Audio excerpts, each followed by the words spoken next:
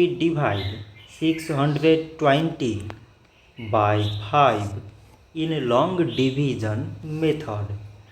5 times 1 is 5. On subtracting we get 1.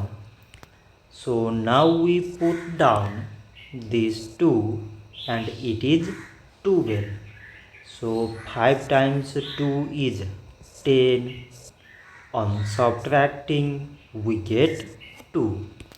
So again we put down this 0 and it is 20. So 5 times 4 is 20.